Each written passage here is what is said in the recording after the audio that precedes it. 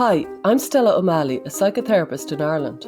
And I'm Sasha Ayad, an adolescent therapist in the United States. And this is Gender, a Wider Lens, a podcast dedicated to the shifting concepts around gender in our contemporary culture. Through in-depth interviews, personal stories, and psychological exploration, we seek to open up the discourse around this hot-button issue. Join us as we look at gender from a wider lens. Hey, Stella. How's it going, Sasha? How are you? I'm doing well. It was a very fun and very different kind of episode today. We did something special with Jennifer Say. Should I tell people about it? Yes, our world premiere of Gender, a Wider Lens. Going into uncharted territory. Yes. Yeah, so Jennifer Say is somebody who spent over 23 years in the world of advertising for Levi's, and she held a variety of leadership positions. So she's like a big person in the world of advertising, okay? And we wanted to have her come on to analyze some ads with us that have trans themes and mastectomy scars and blue-haired gender people. And it was absolutely fascinating to kind of in real time, throw an ad up on the screen. All three of us looked at it together, and Jennifer helped us understand what were the advertisers intending with this or that image. And so if you are listening on podcast today, I would really recommend to go to YouTube and check it out, though we did do our best to describe the images that we were seeing for our podcast listeners who don't have that visual. So this is huge. We've never done anything like this before, and it was very enlightening. I was really glad we did it because I was aware of these ads. I was aware of the mastectomy scars that I was seeing in really quite mainstream brand ads. But when we did it together, one after the other, it was like, whoa, this is extraordinarily dysfunctional. And Jennifer brings real insight into this world because she was in corporate America, certainly, working in Levi Strauss for many years, I think 23 years. And she gives some real insight into corporate America. She went off in the end and she started her own organization, her own company. But she speaks about how the HR companies, HR is ruling the roost in corporate America, and I'd say in corporate world, that little did we know, all those people who were studying HR and became the HR managers, they own the place at this stage. I know. And she gives some insight into that. Yeah, she tells us about leaving the corporate world for some time and then trying to come back. And she had gone through some series of interviews for a very high up position in a company, which she wouldn't name. And she basically got to the very, very end. They're about to give her the contract. And she was asked by HR if she'd be willing to publicly renounce things that she had said about COVID lockdowns. And she refused. And it was just remarkable. And, you know, another thing about Jennifer is that she also was a champion gymnast. So she was a gymnast most of her life. She was a child athlete and took it to very high competitive levels. And she actually wrote a book called Chalked Up, which was an expose of the abuses within gymnastics. And she took a lot of heat from people in the sport for exposing some of these abusive practices. And so I think something that's really important to know about Jennifer is that she's not just one of these people who's coming in now in like a quote anti-woke way and just reacting to everything. She is a truth teller, and regardless of the personal sacrifices, she will tell the truth wherever she sees it, regardless of like what side of the, I guess, political debates it falls on. It's just an ethos of trying to do the right thing and speak truthfully. Yeah, it's very hard to be that person. You know, you walk a rocky road, like a lot of people throw a lot of stones at you when you are the truth teller. But she's consistently spoke truth to power, her truth, but it's very definitely, it's reflected very well on her because the abuses in the gymnastic world has been revealed to be a real issue. And she also spoke out about COVID lockdown, and now she's speaking about issues around trans world and the ads, the inappropriate ads that are happening. So she's a very, very, I think, courageous woman, but also a very truthful woman. Yeah, and she started her own company when she realized that the corporate world was just riddled with these kind of virtue signaling practices. And so XXXY Athletics is her athletic apparel brand. And they have launched all these projects to try and stand up for what a woman means in sports, and also to create some funding for athletes who want to speak out about these issues, because of course there are financial ramifications in terms of scholarship loss, losing sponsors, or being kind of kicked out of teams. So her company is doing all kinds of amazing things, and we will be sure to include all of that in the notes. And we think this was an amazing conversation. Before we dive into the conversation, we want to take a quick moment and thank our sponsors, GenSpect and Therapy First. GenSpect is an international organization committed to fostering a healthy approach to sex and gender. GenSpect will be hosting the Bigger Picture Conference in Lisbon, Portugal this September. To learn more about who will be speaking at the conference and to order your tickets, visit genspect.org. Therapy First is a non-profit worldwide professional association of mental health providers who view psychotherapy as the appropriate first-line treatment for gender dysphoria. Therapy First supports psychotherapists working with gender dysphoric youth and young adults and offers public education on mental health and psychotherapy. Visit therapyfirst.org to learn more. Now here's the conversation. Sasha here, and I have a quick production note. We want to let you know that our producer tried everything she could to fix Jennifer's video.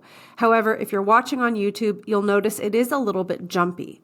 Luckily, however, the audio sounds amazing, and it should be a real pleasure to listen or watch, and we definitely recommend you checking out the YouTube again, since we do have those ads that we're placing on the screen that we discuss and analyze together with Jennifer.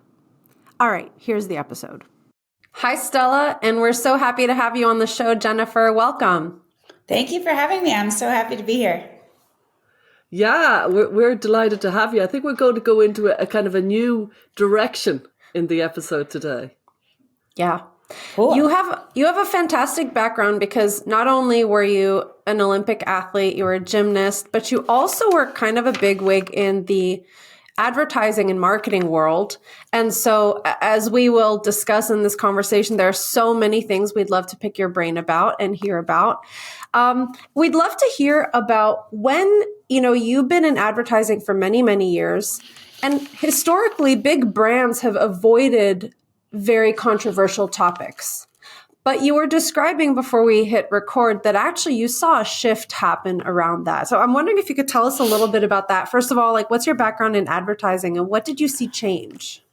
Yeah, absolutely. And I want to clarify, I was not in the Olympics, so I don't like to claim any sort of accomplishment that I didn't achieve. But I was on the national team for 7 years and the national champion in '86. So definitely competed at the highest level. I don't want to pretend I'm something. I'm not, though. So I started in the advertising world in 1994, because I'm old. And I worked at an ad agency in San Francisco, a bunch of different accounts, ended up on the Levi's account, which ultimately, after a few stints at other places, Gap, et cetera, enabled me to move to Levi's on their marketing team. I started there in 1999. I was an entry-level marketing assistant. At this point, the brand was just on fire. It was just a truly beloved brand. Wow. I mean, it still is. But we started a decline in the year 2000. I started entry level. I worked my way all the way up to chief marketing officer, and I held that role for 8 years. And really helped lead a resurgence of the brand and an IPO, a very successful IPO, and ended up as brand president. And I left in 2022, and I've now started my own brand, but we'll get to that later, I'm sure. But I've certainly seen dramatic changes in the way that brands are marketed. It used to be in the 90s, and I would say even early 2000s, the goal was really focus on the product, create content that is as sort of broad reaching, appeals to the kind of broadest, highest common denominator, right? And touting the product and the product benefits. And the very best brand always had some sort of emotional benefit, like, Nike and Levi's. And that benefit for Levi's was really about expressing your most authentic self, but in the most sort of palatable way, I guess. Palatable, but inspiring, because I think they've done some of the best advertising in the world, and I'm proud to have done some of it. But somewhere in the mid 2010s, things started to shift a bit. And there's actually a really funny parody of Levi's advertising from SNL, which at some point, you guys should take a look at. And it's called, Okay. I've seen it, woke jeans or something, the woke right? jeans. And they're sort of mocking brands, not just Levi's, but, all brands for kind of, for lack of a better term, woke virtue signaling. And it really signaled a move away from broadest possible appeal to, we're going to signal that we are uber progressive and we know what's right. And I think part of it, honestly, it really has to do, it used to be accepted that business leaders were Republicans. Like everybody thought that. Everybody thought if you went into business, you were doing it to make money. And suddenly greed was not good anymore. And that sort of privilege needed to be denounced. And so I think companies and leaders wanted to signal that they were social justice warriors. They weren't in it for the money. They were in it to do good. And honestly, I think they wanted to appease their children who were going to these very sort of woke private schools, and they started to send, and they lived in bubbles on the coast. California and New York is where a lot of these companies are. And so they didn't know anyone who thought any different, and this scored virtue points. But it was building in the late 2010s, and Ross Douthat wrote a great column, I think in 2018, columnist for the New York Times, where he coined the phrase woke capitalism. And it really exploded in the summer of 2020. That's when it caught fire. And every brand during the BLM protests was, denouncing their privilege, posting black squares on Instagram. And it's of note that every company avoided touching BLM and, overtly touching sort of racial conflict in the country. But suddenly people were fired if they didn't do it. I know someone who, sorry, I know I've been talking a while. He started his own biotech company. It was a $100 million company. He was the founder and the CEO. He was ousted by the board in the summer of 2020 because he refused to, denounce his privilege and post black square on Instagram for the company. He was fired from the company he founded. So and I have somebody that works for me now, who's our creative director, who helped me actually concept the idea for this brand, who also was pushed out of his company in the summer of 2020 because someone turned up a 5-year-old email where he'd said something, which sounds bad, but now that I know the backstory, it's not. So it was like, everybody remembers this incredibly tense moment where unless you denounced your privilege and, were 100% on the side of BLM, no matter how corrupt that organization, not the movement, but the organization has turned out to be, you were at risk. So, and that then exploded beyond the issue of race in this country. So when Roe was on the docket and looking like it was going to be overturned, companies like Dick's Sporting Goods, a normie company, were announcing publicly that they were going to pay for employees if they needed abortions across state lines. Like what? This is the most controversial topic in America, and companies with a very sort of normie consumer base were pledging to ensure that all employees had abortions or could have. So that's when I saw it explode. It's amazing. So you can really pinpoint it to 2020, and people often, look at the rise of, in our world, the rise of young people seeking medical transition, and people say 2015 was a high point, or 2014, 2016, in and around there. But you're as clear as day. 2020, everybody just took an absolute turn. It was like there was almost a summit. But it might have been the feverish nature of COVID or something. I don't know. I think it was the feverish nature of COVID, which led to the feverish nature of those protests in the summer of 2020. I mean, remember, we weren't supposed to leave our house, and yet it was okay. You couldn't protest for schools opening, which I did, and all the notifications would be taken down from social media. But you could protest with tens of thousands of people on the street around BLM. That was the public health crisis suddenly. So yes, but Stella, I would argue right around the time you're seeing the rise of youth transition, gender ideology taking hold in the culture, that is when it started to build in corporate America. But, they tend to be late to the game, and it really just then solidified in that summer. I would pinpoint it exactly to that moment.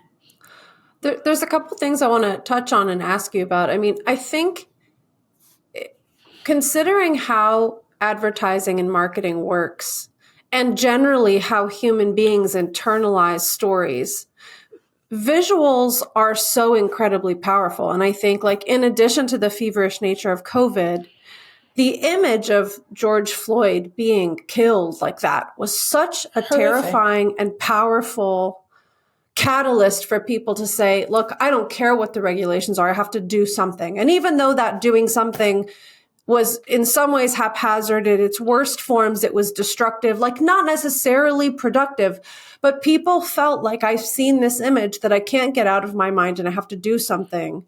And I guess similarly, that's how advertising and marketing works. A certain image can just evoke such a strong reaction in the consumer or the people or whatever. And we were just talking about how people trying to advocate, for example, on the gender issue for women's rights and things like that, often fall far, far behind in terms of their ability to put forward an aesthetically compelling visual or an interesting tagline. We joke, Stella and I, about this is the world of terrible acronyms. All of the groups and organizations that are getting involved with gender, we struggle so much to come up with a phrase that isn't terribly cumbersome and or an argument or a case that's not cumbersome, because advertising is an exercise in succinctness, right? You get 30 seconds, maybe less, maybe 15, maybe 6, to make an impact, to reach someone, ideally by evoking an emotion. A lot of brands are not about emotion. A Swiffer is about your mop that can, clean easier. But the very best brands, I think, do evoke an emotion. And I would put both Nike and Levi's in that. And that's what most brands, I think, aspire to, but not all do. And I think, I've observed the exact same thing. And it was one of the reasons I wanted to create this brand, because there's this thing right now, which you guys might not know about. It's definitely a very American concept. It's called the parallel economy. Have you heard this phrase? I've heard you talking about this phrase, but keep going. So the simplest explanation is there are businesses, brands that are sort of pushing back on the excesses of woke capitalism. Because the fact is this country is 50-50 basically, or 40-40 and some 20, independents in the middle, something like that. And so conservatives, and I will speak explicitly about conservatives, really feel left out and disrespected by the messaging, that has emerged through this woke capitalism. They feel disregarded. And so all these brands have started, and, I respect it, but many times these people aren't sort of experienced business people. They're not making outstanding product, but the content is just blah for the most part. I don't want to criticize all my friends, because I do know some of these folks and some are doing great stuff, but the films produced by more conservative folks, they just don't have the aesthetic elevation as those coming out from more progressives. And I've thought a lot about this. Why? Why does the right get My Pillow ads from Mike Lindell? It may be a great pillow. Maybe you've never seen these and you've never heard of him, but he's like hardcore MAGA guy, and he makes a pillow.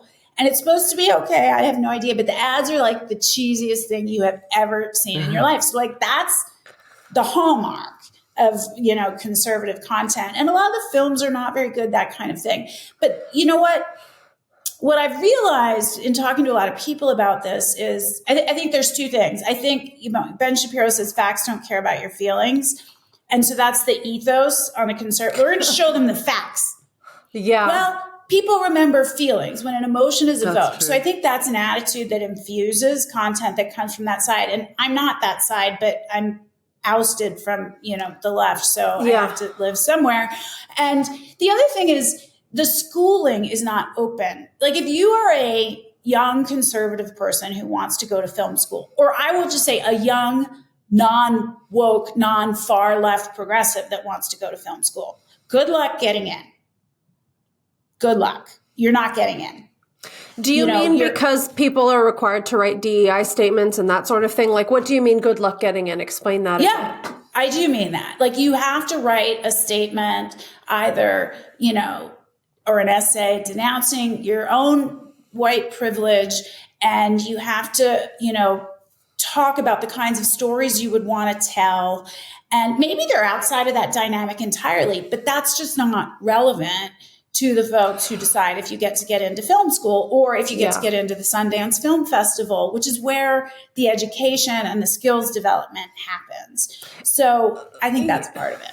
Yeah. And in addition, I mean, there are a lot of people who don't hold ultra progressive views that are part of a minority group, and they are basically asked to elevate their kind of ethnic background or their sexual minority status as the most important thing. So it's not just for conservative white people who don't want to write these self-denouncing DEI statements. It's for like anybody that doesn't hold these really radical views.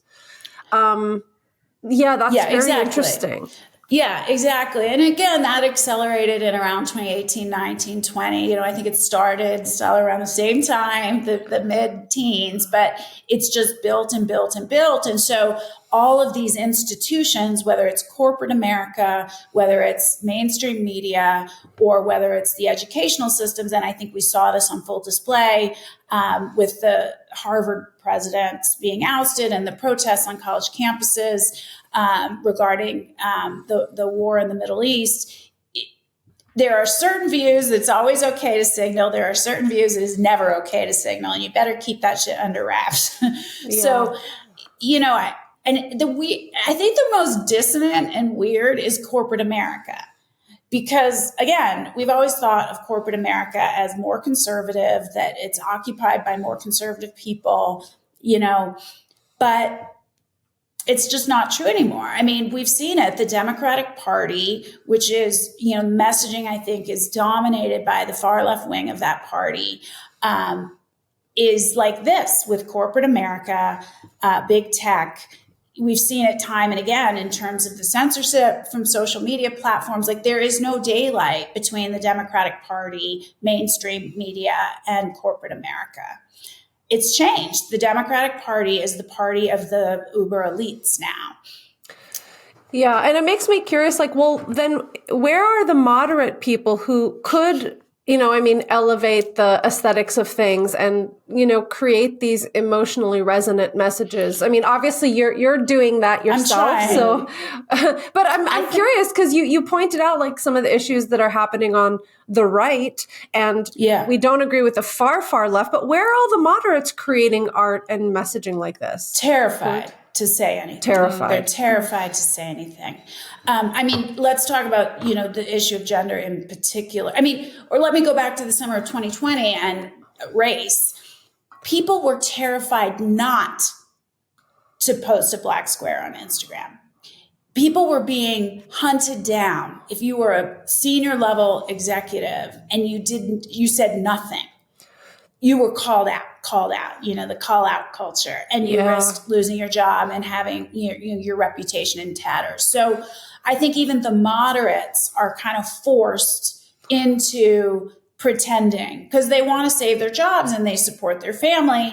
At a certain point, I don't have any patience for it. I can't tell you. Here's another good example. Yeah, I have CEOs write me all the time. These are CEOs of companies that they founded. They can drive and inform that culture like no one else. They say to me all the time, I'm totally with you. I'm cheering you on. I can't say anything.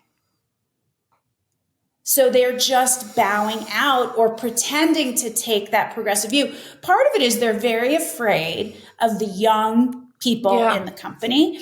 They know, not incorrectly, that a young person who's more facile with social media can, with a tap, on Instagram, record a meeting where maybe a wrong word was spoken, and suddenly a senior executive, a C-suiter who's worked 30 years, their career is over. So, and they don't know how to use social media, the older people like me for the most part, and they're really afraid of the young people. I have one other reason why it's this is like they're symbiotic. The function of HR in corporate America has risen in importance and impact and influence like a gazillion fold in the last 5 to 10 years.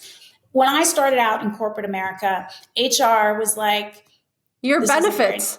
That's all it was. You're recruiting and benefits. That's it. Yes. I need to hire a new whatever. Okay, I'll go get it. Okay, we got a new benefits package.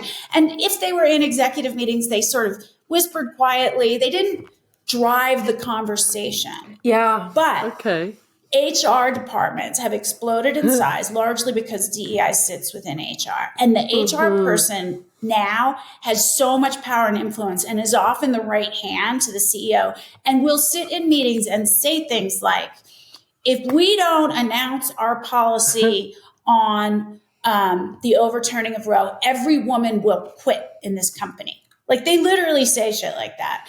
And the CEO who's old and doesn't really understand gets scared and is like, okay, we'll do that. You know, I was interviewing after I resigned from Levi's, I was interviewing at large companies. And one was for a CEO job. And it was only interviewing with the board because they were actually pushing out the other CEO that didn't know he was being pushed out. So I went through weeks of interviews, all about my skills and capability. The last interview was with the HR representative on the board. And she said to me, do you regret your actions during COVID? I was very vocal about needing to open public schools. And will you, renounce the things you've done? This is 2023 when the broad consensus was extended school closures were an unmitigated disaster. Yeah. And I said, that was the first question she asked. Sorry, Jennifer, she used the word renounce. Will you renounce what you've she basically was like, we might consider you if you're willing to stand up and say what I did was wrong. Oh my God. And I was like, no. And I, very quickly, I got the note that I was out of the running. And that is when I realized I needed to start my own company. So, the rise of HR having outsized influence in large organizations, I also think has an impact. It does make me think that, obviously I'm as interested in conspiracy theories as the next person, but some people who get very deep into the conspiracy theory around trans, for example, they miss the fact that there was a sweeping kind of, for want of a better phrase, woke kind of scenario that was happening all sorts of different ways, nothing to do with trans. And so I know people would say, oh no, this was all to do with trans. And I'd say, I really don't think so. I really don't think so. I think you're right. It puts a hole in that theory in quite a significant way. Yeah, it's interesting.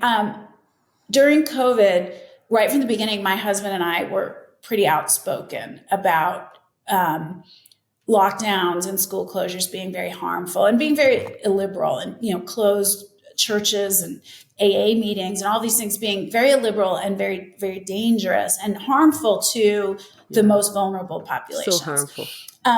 Very harmful. And, this was my, I hate to call it this, but my red pill moment where I was like, I don't know that I can ever be a Democrat again. And I started questioning all these policies. But I said to him early on, it's interesting because we became part of this tiny cohort of what I call disaffected lefties who were like, hell no, this is wrong. Mm-hmm. And we all started questioning the same issues. And I was like, why are we all on the same side of not just COVID, but gender ideology, DEI, and everything built around the racial dynamics in this country. We're all on the same side of all of these issues, even how to tackle something like climate change. And so I think, to me, it all felt part of a larger, Stella, I don't even know how to articulate it, but I think you're exactly right. You can't really look at these things in isolation. Completely. Yeah, totally. This is such a fascinating conversation. Listeners often tell us they feel frustrated by the lack of nuance around this issue, and they feel afraid to speak their minds. And they ask us how they can help to bring more clarity to this difficult topic at their workplace, in their kids' schools, or with their own friends and family. Well, here are 3 things you can do right now. 1. Follow. Wherever you're listening to this, take a second to click like, follow, or subscribe. 2. Share. Send this podcast to anyone who you think might appreciate it. 3. Join. Support our efforts by becoming a paid Substack supporter. Go to widerlenspod.com now to subscribe. Now back to the discussion.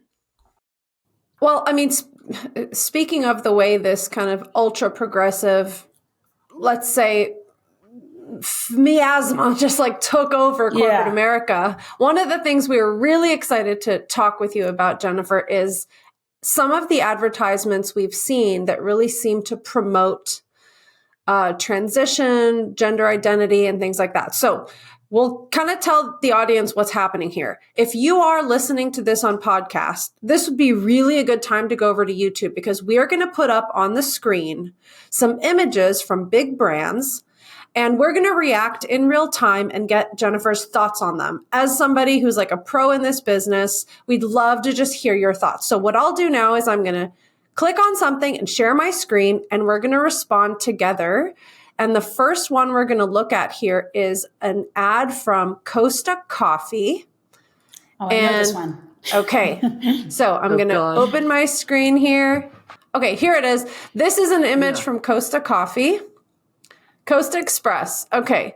And by the way, Costa Coffee is like a worldwide coffee brand. Like the first time I went to Costa Coffee was in Cairo, Egypt. So this is, I'm sure they're not showing this in Cairo, but this is not just like, a Portland brand. But this isn't just corporate America. Yeah. This is corporate Europe as well, because I'm not in America and I'm seeing all this. There's no doubt about it. It's completely in Europe.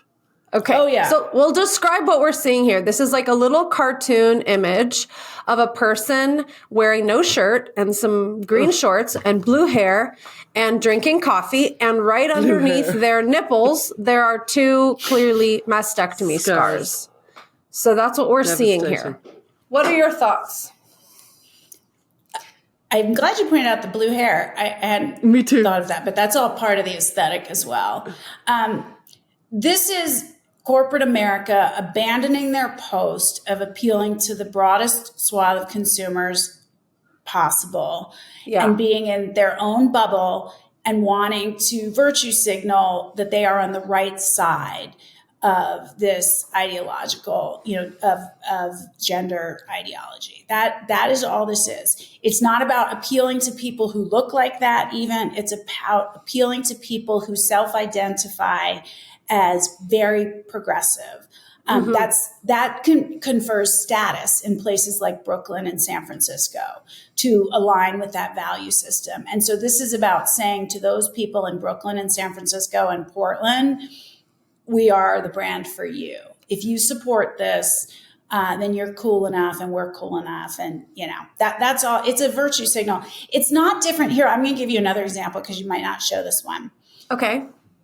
So body positivity. This was a message in advertising that started with the Dove campaign back in, I think it was maybe 2009, 2010. And I thought that campain was great. It was I remember the first one. It was like just regular ladies. Regular ladies, they looked beautiful. They weren't retouched. You saw regular bodies, but still kind of fit.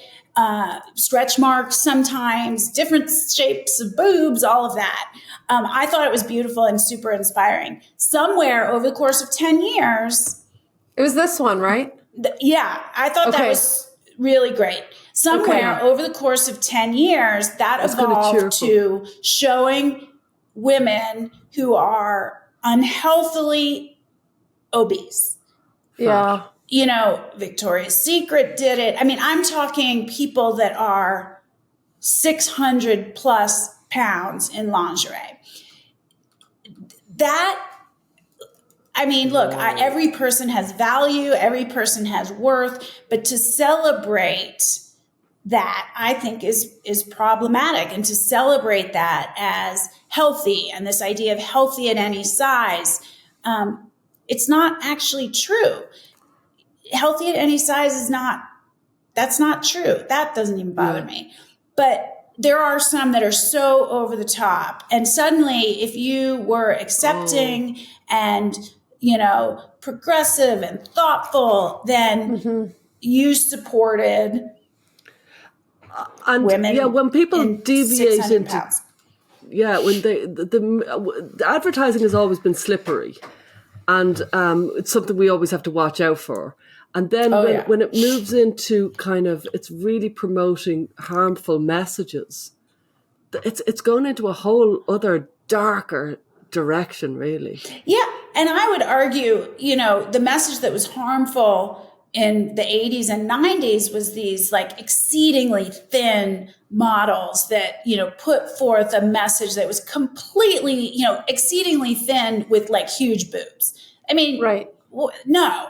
And I suffered from anorexia as an athlete and certainly paid attention to images like that. I'm not going to blame the media, but it certainly reinforced the idea that that was the sort of ideal look for a woman that no one could live up to. So that was, I think, pernicious and harmful as well. But I find it equally harmful to further this message of healthy at any size and feature morbidly obese women who are not healthy. Yeah. They deserve our empathy, but I don't think celebrating that is healthy in the same way I don't think celebrating, women who are 6'2" and weigh 100 pounds with a double D is healthy. Yeah, I think there's a line between saying we shouldn't criticize people based on their appearance when it comes to, let's say, like their competence at work or things like that. That's a totally valid argument. But when we start to twist around like the data and we have kind of activists who say that it doesn't matter at all what your body weight is, that has absolutely zero bearing on your health, and that these cholesterol markers, for example, mean nothing at all. And this happens in lots of worlds, like also on the red pill side, there are all kinds of people eating these crazy carnivore diets. They're like, who cares what your cholesterol levels are? So it's not like only woke progressives do this, but it is this like reality denying obfuscation of facts to fit your agenda. And that's what is, I think, harmful. So can we... do too.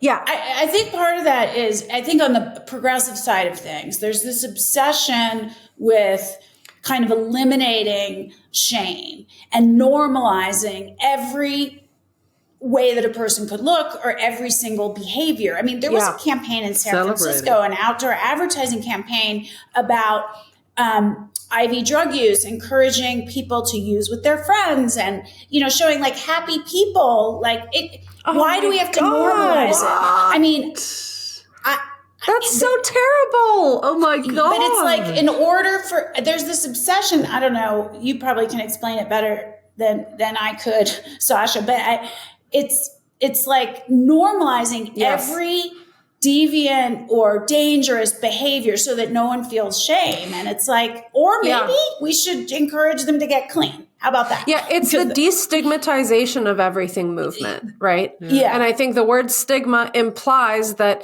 if only people who have this or that condition or problem or lifestyle or behavior were felt accepted, then there would be no problem. It's same as the minority stress theory. It's like only because the minority stress theory is the idea that the mental health complications experienced by people in minority groups are purely because of the fact that they are not always fully accepted in society, right? So I think it's along similar lines. It is. It's like, if we just accept and embrace everything and everybody at all times, then there would be no strife and no mental health problems and no sadness and no drug addiction. It would just be happy drug use. Like that is a patently crazy thing, but I think that's what people are saying. I think you're right. That's well said.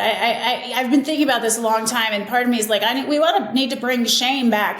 But and I have a very sensitive shame trigger, and I struggle with it for a long time. So I completely understand how harmful and destructive it can be for the individual. But some behaviors are dangerous and some behaviors should be corrected. And some things are just for adults. I mean, I think this goes along the line with these sort of increasingly more lewd expressions at Pride and having that, be viewable for children. It's like, you know what? I don't want people to feel ashamed of whatever their proclivities are, but that doesn't mean that we need children to expose it. But it's like, that's the ultimate barometer of whether or not it's a behavior that you should be ashamed of. If a child can see it, and so now we're forcing things that are inappropriate for children on children so that the adult cannot feel shame. Yeah. That's my theory. Go ahead. Well, here's another advertisement. So this apparently was a Burberry campaign. that was pulled, I guess, after some heavy criticism. But what we're seeing here is, I mean, people who are two female people. Mm-hmm. Let me try to describe it here. So how do we describe this hairdo? It's a mostly shaved head with a blonde kind of rat tail part on the bottom and some bangs. It's hard to explain, and black hair. And then the other person has no shirt on. It's automatically visibly woke. Yeah, the haircut does it. And then the other person, they're two embracing people, and the other person has clearly got mastectomy scars and some tattoos, a neck tattoo and a couple chest tattoos and kind of shaved eyebrow. And they're embracing in what looks like kind of a loving image. So talk to us about this. And what I find particularly interesting, kind of going back to the, heroin chic models, many clothing brands actually don't have that many clothes in their ads. Like, it's like half naked people. And I'm like, okay, yeah, this is not about facts. It's really about feelings. So tell us, what do you think? Yeah, you said everything I was going to say. Like, the product is noticeably absent. What am I buying? What you're doing is you're saying, the brand is saying, I have the right views. We have the right views. Therefore, this is the brand for you. And if you wear it in your community in Silver Lake or Brooklyn, people are going to know, you have the right idea. You have the right progressive values. But the thing that's so crazy about all of it is this is Burberry, which is a British brand, but with global footprint. Like, it is a luxury brand that is so expensive. I mean, the hypocrisy of pretending to be down with the people while you're carrying a $3,000 handbag is so mind-blowing to me. And Burberry is like, isn't it like a horseback riding inspired or uber preppy? Like, isn't their aesthetic like very preppy in the past? It was. They sort of moved away from it in the 2010s, but it's all just about signaling what tribe you're part of. Okay. The mastectomy scars, like, they're not well done. It's no advertisement for the surgeon who did them, but they seem to wear those scars with pride. Like, they're not good. They're not. This isn't a slick operation that they've showed. So they're kind of reveling in something destructive there, even by the very bad botch job of a mastectomy scar, as far as I can see. That's such a good point, Stella, because what's really interesting, like in the trans movement in general, there's a move away from being heteronormative, right? So what that means is female to male people who transitioned and come out of it looking very attractive, buff men are not really the face of the newest queer version of this movement. Actually, it's people whose bodies are, kind of ambiguous in terms of their health. It's similar with the body positivity thing, right? Like, our typical standards of attraction and health and beautifulness or beauty, they are being subverted on purpose, even with this weird haircut. Like, no offense to this person, like, it's an interesting haircut, but it's not conventionally attractive. And advertising has always been kind of edgy, but often in ways that are conventionally attractive. So this is really interesting. It's like kind of a fuck you to like the audiences about what's beauty and what is all this. But the audiences, and these are elite people with a lot of money, they don't have haircuts like this. Let's be clear. Their children might, for a brief period of time. Adolescents often have crazy looks, whether it's goth or whatever, which was kind of my jam in the, mid 90s. And so it's a way for the parents who are the ones buying this stuff to say, I'm down with this. I'm cool. Yeah. I'm cool. It's not that complicated. Can I ask you guys a question? Because I think what you were talking about in the face of the trans movement, it seems to me there's a conflict to some extent because you have, let's take a male to female like Dylan Mulvaney, who is probably the most famous influencer in the trans space, or certainly the highest paid by the most brands, who is promoting, I would say, almost offensive, kind of stereotypical retrograde versions of femininity. So that's very much about traditional gender roles. And then you have this, which is fuck the sorry. No, it's okay. You can swear. Okay. Screw the binary. Gender, sex doesn't exist. I am this and that and neither at all times. Like those two things to me seem to be deeply at odds. And are they like at war with each other within the movement, or do they just accept?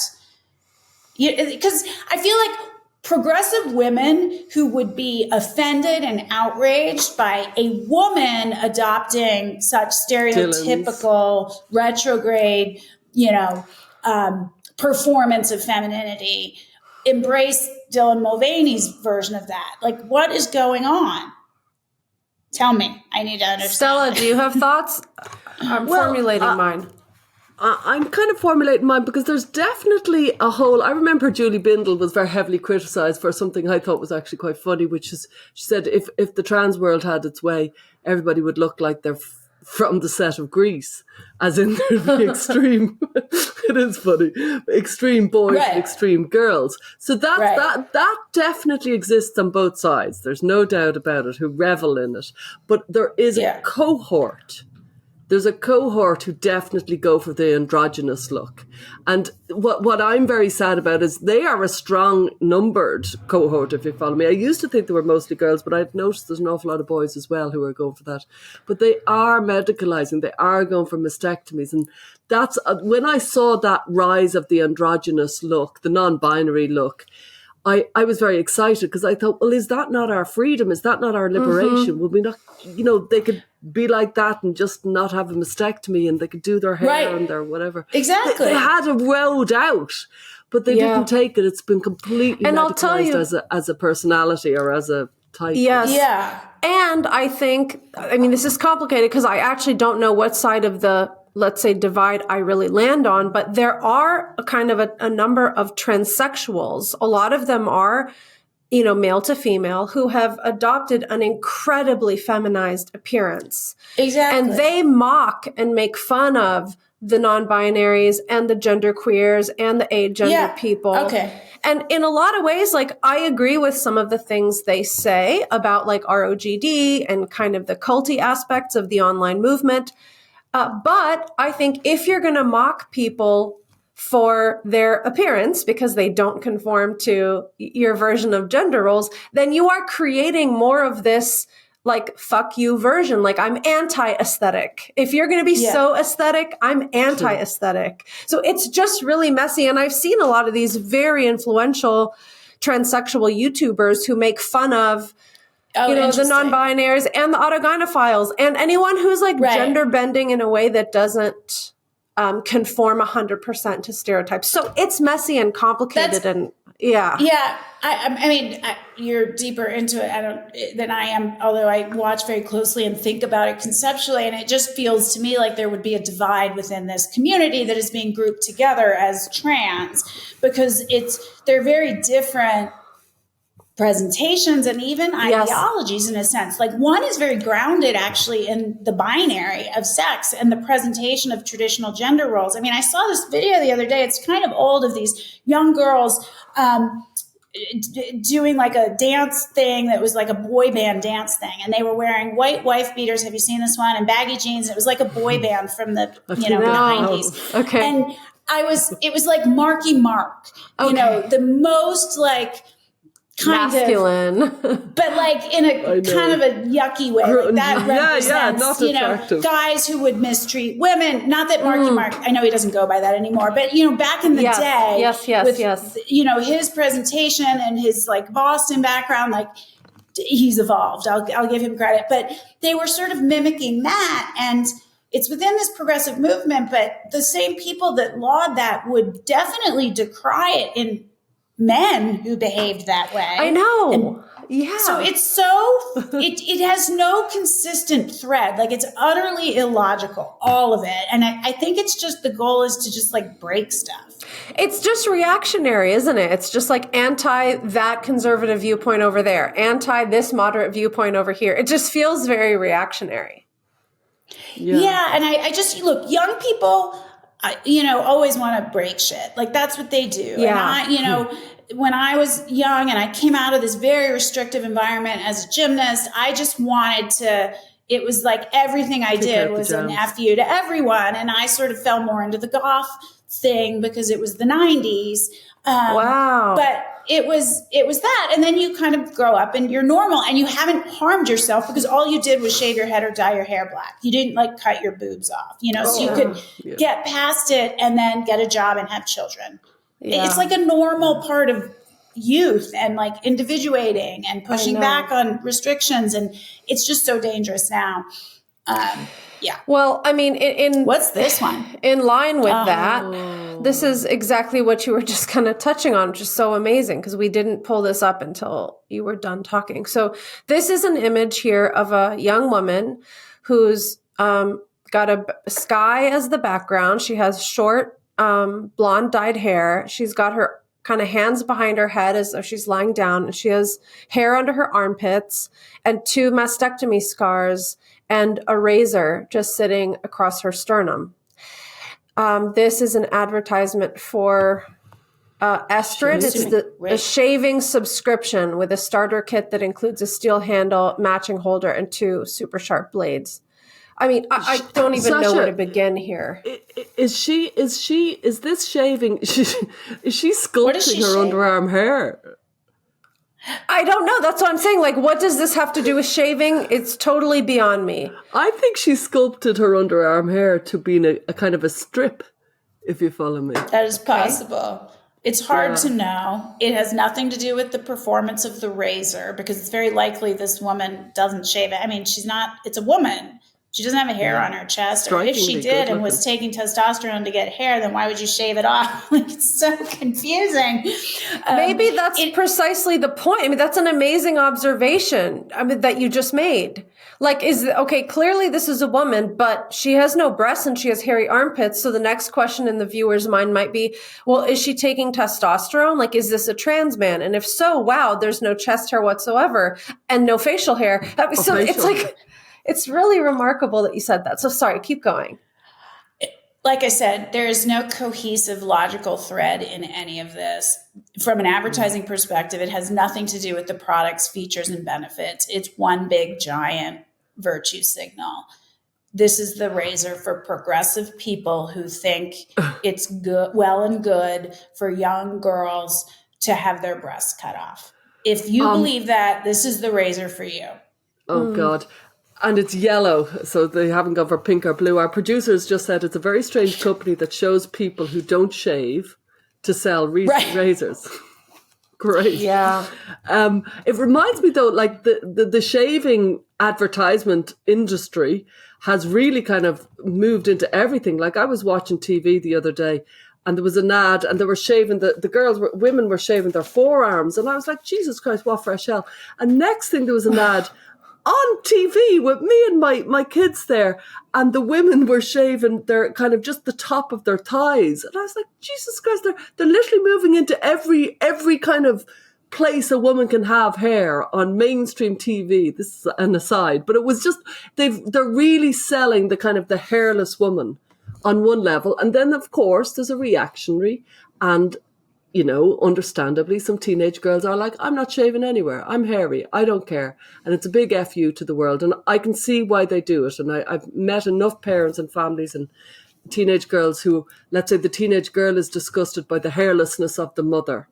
And the mother is disgusted by the hairiness of the teenager. Yeah. And it's all advertisement because that whole shaving thing, my mother never shaved a day in her life. That whole shaving hair thing, that has been driven in by advertising. Yeah. No, it's a really interesting point. I think generationally, there's always, the next generation always has to push back in some way on the generation before them, right? And so millennials, which I am not, I'm a Gen Xer, but I think for millennials, especially younger end of millennials who do have children now, we should not think of millennials as teenagers. Yeah.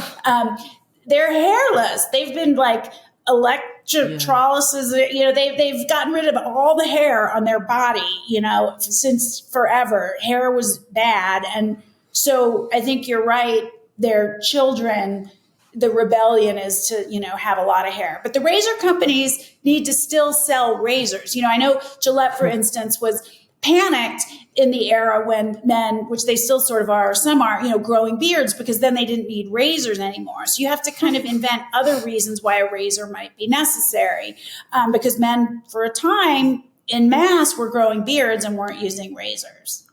That's so interesting. I had never even thought about that, but I could just Mustache. imagine the panic. This lumberjack sexy look is not good for us at all. It's not good for business, right? So then you have to come up with other things like shaping the beard. You still need a razor for. Sculpting the underarm hair. Or women, because at the same time men, or sculpting, but at the same time men were, looking like they were, butter churning, pioneers from the 1880s while walking the streets of Brooklyn. Women were completely hairless. Yeah. That's so the world is interesting. so confusing. People are really so crazy and weird. Okay. I think the last ad that we're going to look at here, this is Calvin Klein pays homage to celebrate transgender men. So let's just take a look at this quick image here. I don't know if we have a bigger image of it. I think this is it. It's interesting too. Let me describe it and then we'll get your thoughts. So there's 3 people who are apparently transgender men, and they all have no shirts. The 2 in the back have significant number of tattoos all over their body. We have some facial piercings here, facial hair on all 3, no clothes, and visible mastectomy scars on at least one person. Again, Calvin Klein ad, not a piece of clothing in sight. So what do you see? Here's what I'll say. This is at least consistent with Calvin Klein's brand. Yeah. That's true. Versus, Calvin Klein has a long history of not showing a ton of product in their ads. Just, I was talking about Mark Wahlberg earlier. Yeah. The Mark Wahlberg and Kate Moss ads from Calvin Klein, which were sort of the epitome, or she was the epitome of heroin chic in the mid to late 90s. So I would say their brand has always been about being edgy, even though you buy it at Macy's, which is like the least edgy thing that is like possible in the world.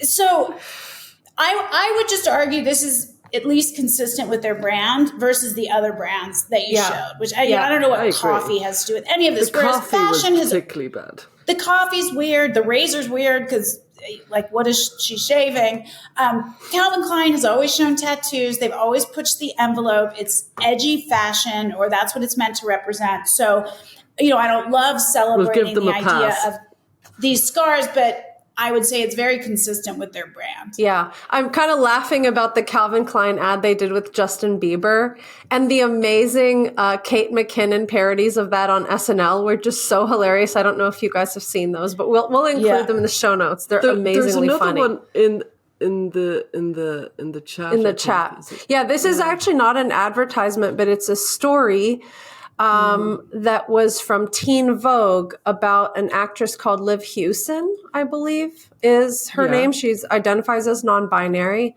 but the cover picture, the cover image is this. So, like, to describe this, she is a redheaded young woman with long hair. She's wearing earrings. She doesn't look masculine in any way. She's wearing a little black blazer, but she's also had a mastectomy, and the blazer's open and you could see her right chest and scar and nipple. And this is really remarkable. This points to what we were talking about earlier about this confusing messaging. Like, there's no consistent thread. So this is not a person attempting to look masculine. There's no facial hair. This is not a trans man who's medicalized. This is just a typical, young adult teenage girl without breasts. I find this incredibly upsetting and sad. Like, this is not a person that wants to not present as a woman, but in the world, and I think within the world of, gender ideology, the body is viewed as just sort of this material thing without a function. And you can take parts off if you don't like them, and you can add parts that are not even functional if you want to appear. It's all aesthetics. Yeah. And what woman, when I left gymnastics, I was 19, I was severely anorexic, and I ate a sandwich and I gained like 20 pounds, and I got boobs for the first time, and I got my period for the first time. And it was very disturbing and uncomfortable. Yeah. And throughout my life, having boobs has been uncomfortable. I also nursed 4 children. I mean, Yeah. it's like she's a young woman, present however you want, but there's this view of the body. And I have to say, and I say this as an atheist, there is something about, mass secularization, which views science as a religion and the body as a material thing. And we are not people with souls, and our bodies have no purposes, and we can just, move it around like a Mr. Potato Head. Yeah. It's really so upsetting and sad to me. It almost makes me want to cry. Yeah, that Liv Hewson one is actually very upsetting, I think, for anybody looking at it. And, the nipple that is shown, and it's kind of purposely shown, we wouldn't be allowed to see a nipple of a breast. I know. But we can see a nipple of a woman who's had a mastectomy. It is so screwed up, if you follow me.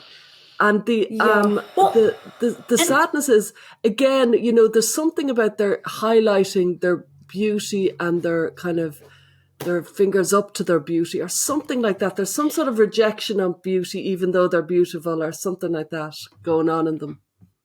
It's this, right, because at the end of the day, it's all about aesthetics. I mean, it's this sort of everything is acceptable. Whoever you are, that's the right thing. But if whoever you are, then don't cut your shit off. Like, just be a normal person. You're a young person. When I was 20, I didn't think I wanted any children either. I had 4 in my life.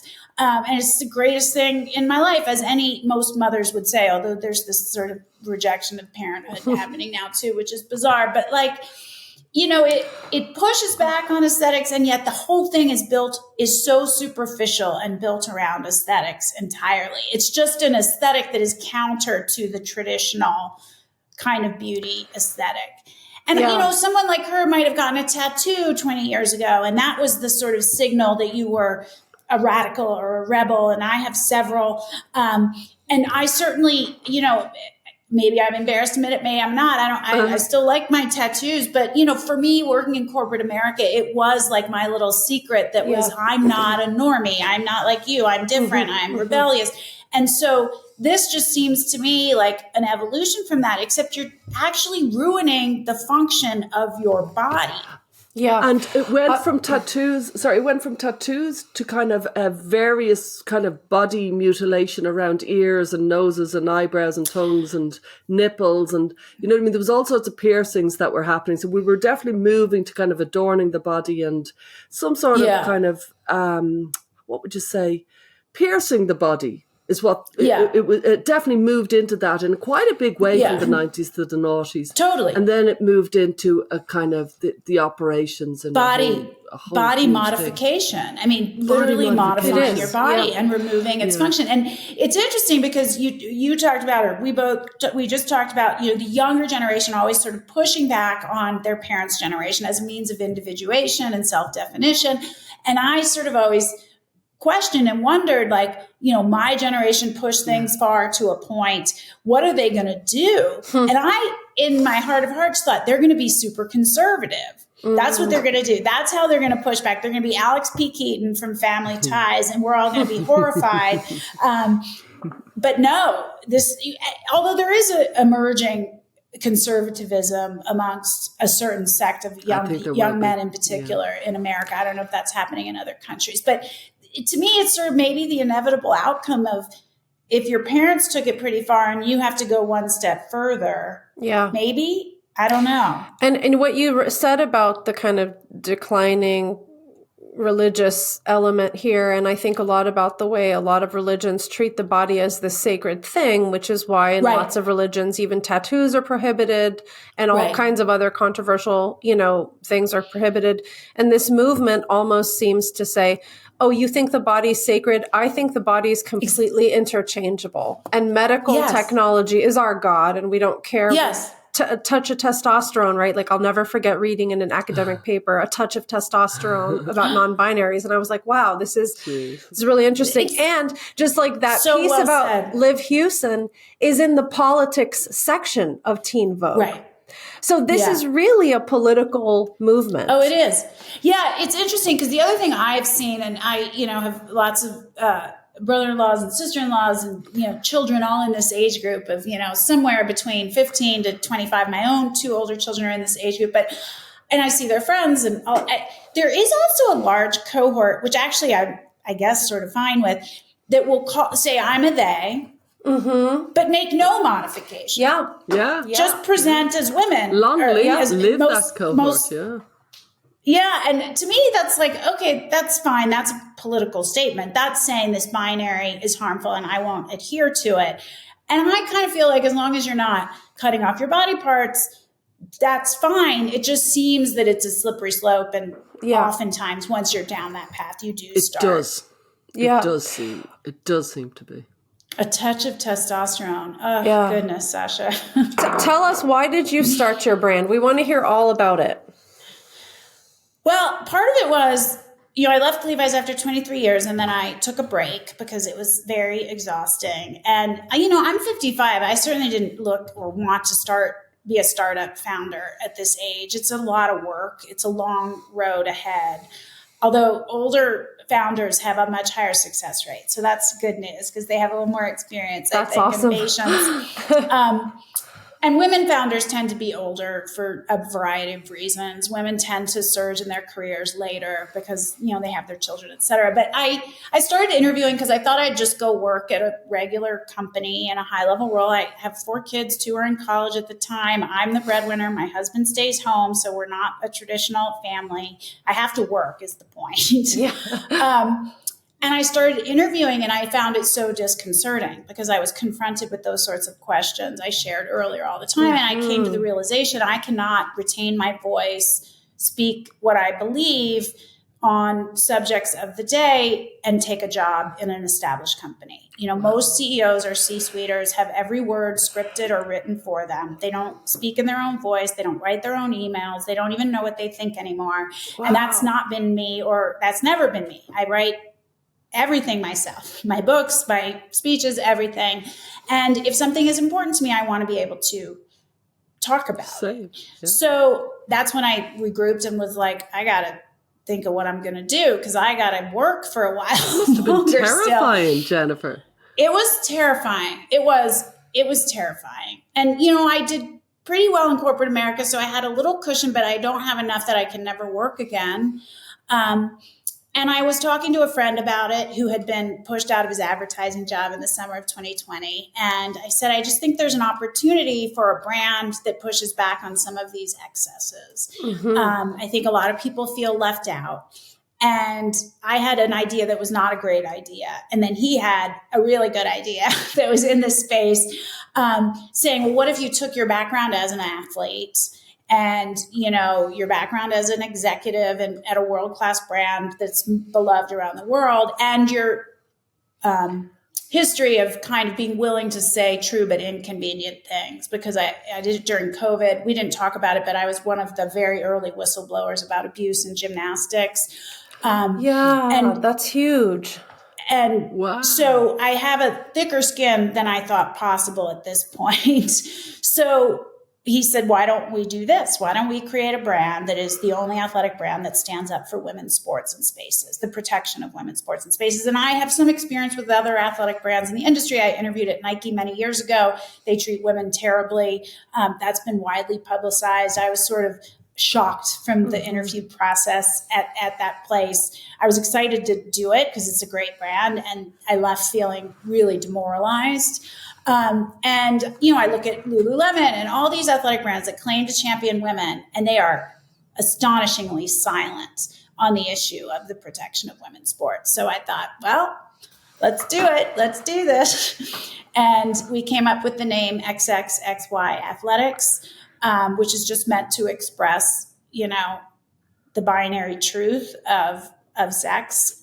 We do make men's and women's clothes, and we are unapologetic about our mission, which is to stand up for the protection of women's sports and spaces and to elevate the voices of athletes willing to do that as well. Because I think brands can normalize ideas in the culture. And,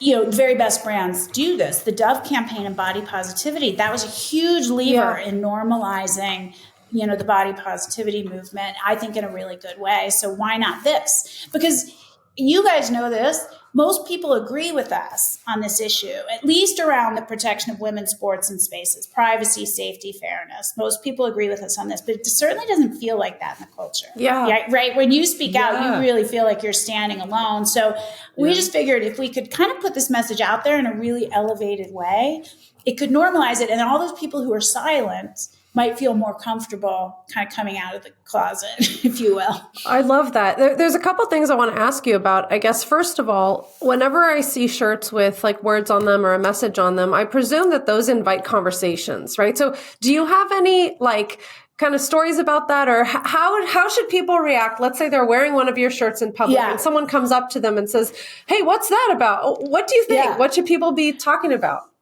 I love your questions. They're so good. You guys are so thoughtful. That's actually exactly the point. And our graphic tee is like this. I don't know if you can see it. Yeah. It says stand up, save women's sports, it alludes to our ad, which repeats the phrase stand up. Yeah. And we were banned for it from TikTok. That's another story. It does provoke a conversation. And I have a 9-year-old and a 7-year-old, and I wear this product all the time, as any good, employee at an apparel company would. And, one of our main shirts is just the logo. It says XXXY Athletics, and it's very bold. It's black with a green logo on it. Every single time I wear it to the soccer match on the weekend, someone asks me what it is, and I say, it's a brand I started. We're standing up for the protection of women's sports and spaces. This is at a soccer match, mind you. Yeah. And to a person, everyone leans in and says, I agree with you. Yeah. They all say, I agree with you. And now I'm sure I'm going to encounter someone at some point that doesn't, and I welcome that conversation. And I actually think it is an opportunity to have the conversation. And I find that most people on the kind of other side of the issue are just parroting talking points from CNN, they haven't really, educated themselves. And usually if you have the conversation with empathy and kindness and facts, you can really influence. Yeah. So that's kind of the goal.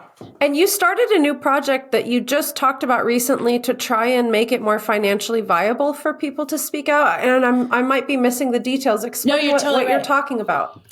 Yeah, this is timely. We just launched it yesterday. It's called the XXXY Athletics Fund, and it's a nonprofit. It's funded right now by the business and by me and the other employees and investors.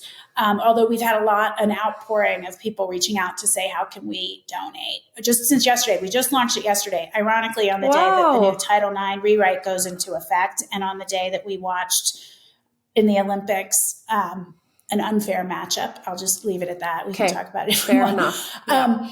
So it's a fund. And essentially, as I've, since I started this brand and I've gone around the country and I've spoken with a lot of young, currently competing athletes, and many are afraid to speak up in defense of themselves. They are afraid they will lose their scholarships. They're afraid they just won't get, some sports like my sport, gymnastics, is subjective. Your coach could just decide you're not on the team anymore. You could just get kicked off.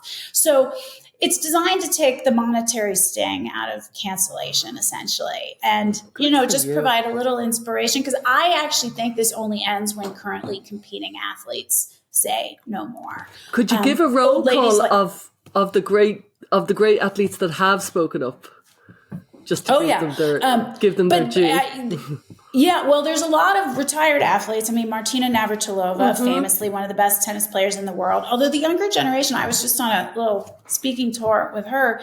All the younger people present, sorry, Martina, I had no idea who she was. So we need younger people to speak. I know, it's crazy because I grew up just loving her and watching her. And no sign of Serena and Venus Williams. I would have thought they'd have spoken up.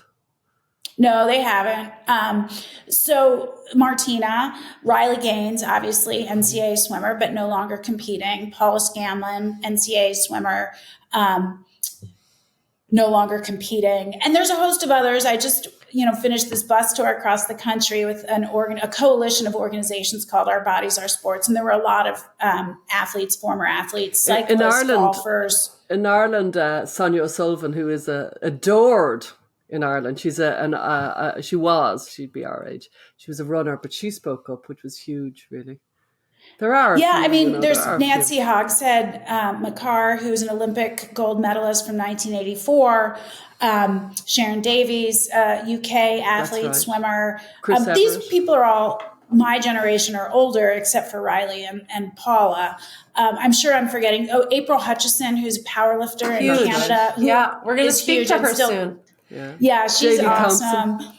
Yeah, it's amazing how few men have actually spoken up. I would have thought the men would have spoken up. Daley Thompson has, but very few of the male sportsmen have spoken up, and I think that doesn't reflect well. I think it is critical, and that's why we make men's product, and we have products, T-shirts that appeal to guys, because I think this is about just defending truth and fairness and privacy and safety. This should be not a gendered cause, but I think it's so controversial.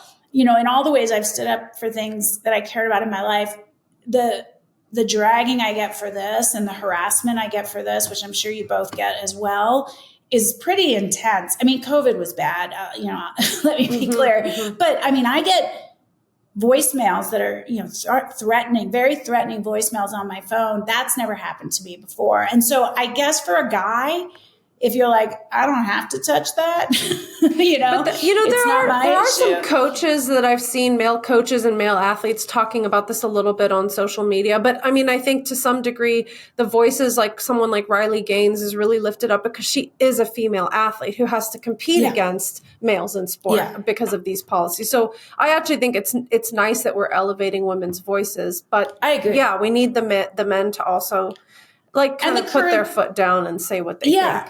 And I think the athletes, because as young as Riley is, she's still 2 years out of competing. So I think we need because when I was fighting the battle about safety in gymnastics and training free from abuse, emotional, physical, and sexual, until the actual competing athletes mobilized, it was not even acknowledged by USA Gymnastics. So they have the power, and I just want to kind of provide them with a little inspiration and encouragement. If you're willing to, in our extended conversation, we'd love to help, hear a little bit about how you helped expose Larry Nassar and some of the abuses in gymnastics, because that's a fascinating thing. And when I read that about your profile, of course, I know you from your brand and for standing up for women's sports, but I didn't know that about your background. So I'd love to hear more about that. And for the main portion of our conversation, it's been fantastic to talk to you, and we're really grateful for your time. And we'll be sure to link all the information about your brand and about these clothes. And I actually used to work for Lululemon for about 7 years. I was early on the ground before they went public. And so I know a lot about women's athletic apparel, just one of the other things I know about. So I'm so curious to talk to you more in our extended conversation. But Stella, anything else we want to ask Jennifer before we let her go for this part? Well, have you any recommendations to give us? Any sort of books or podcasts or films you're watching? Yeah, unrelated to gender, just could be for fun. Or related to gender, you're allowed. Or related. Oh my gosh. I'm so sort of out of the loop on things these days. I just finished watching the 3rd season of The Bear, which I hated, so I would say don't watch that. Oh yeah, no, I like anti-recommendations. I do like them, because that means you don't waste your time, Yeah, I really hated it, and I had loved the first 2 seasons, and this 3rd season has been lauded. I think it actually relates to what we're talking about. And it's been lauded, and it's like the show, the 3rd season, most Emmy nominations of any show ever. And I found it like nails on a chalkboard. It is the most annoying. Nothing happens. It's like grating in the aesthetics, but I think it's part of this anti-aesthetics movement. And you have to say you like it, even if you don't like it, because it says you're the woman to speak up. I know, Jennifer, the contrarian. Iconoclast. Oh my God, I can't believe Jennifer. how much I hated it. And I watched the whole season. Why didn't I just stop watching it? Yeah, that's so funny. That sounds like an addiction. My immediate response was, I must hate watch that. Okay, everyone, so do not go hate watch the bear. It's Thanks, terrible. that was amazing. Thank you, Jennifer. Thank you guys. It's awesome to talk with you. Thanks for joining us this week on Gender, A Wider Lens. If you enjoyed the show, please rate and review us on Apple Podcasts or Spotify. And be sure to visit us on Substack by going to widerlenspod.com. There you can join our listener community, access bonus content and resources, plus learn about additional ways to support the show. Our discussions are for educational purposes and are not intended as a substitute for mental health services.